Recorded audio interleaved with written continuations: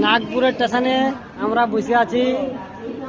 আজকে 7টার সময় নাগপুরের স্টেশনে আমরা ট্রেন ধরব।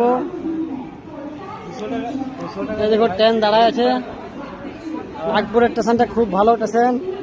এই দেখো সুরেশ ভাই বসে আছে, হারেস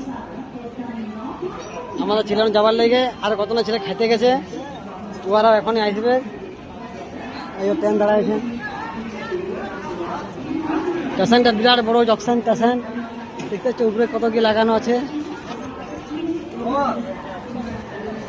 আমরা এখন নাগপুরের স্টেশনে বসে আছি।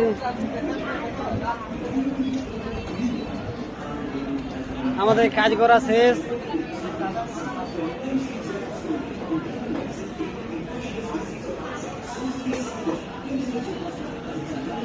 কেমন লাগছে বলবে, লাইক কমেন্ট শেয়ার করবেন।